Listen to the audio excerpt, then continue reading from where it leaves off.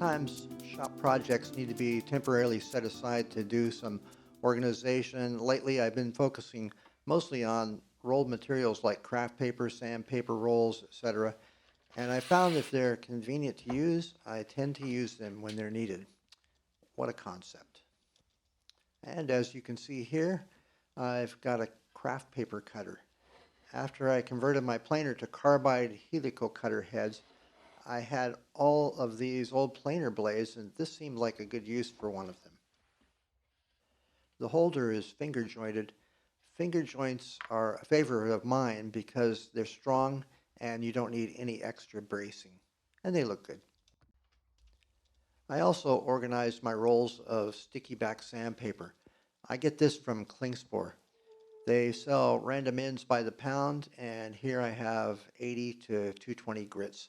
There's space to keep extra rolls behind the holder that I made. Maybe later I can make the holder so that I can just pull the sandpaper down with one hand and tear it off. But for now, I went with the quick and dirty version, and this is where I just use an old pair of scissors to cut off what I need. The little pegs are there just to keep the sandpaper holder from pulling out when I pull sandpaper out. Of course, I didn't make these tape dispensers.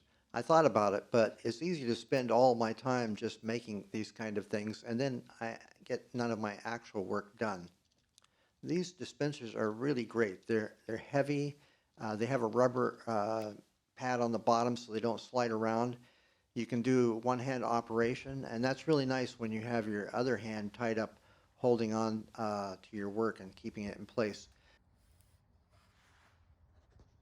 As you can see, they have 3 spools that turn independently of each other, so you can put different widths on each one.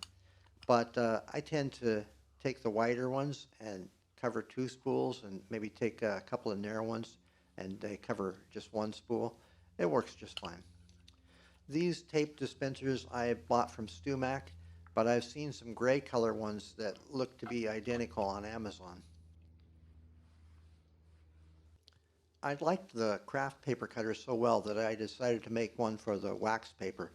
And I'd like to make a cutter for saran wrap and aluminum foil as well. There has to be something better than the original boxes that they come in. But this idea didn't work out so well because wax paper is so slick compared to the craft paper.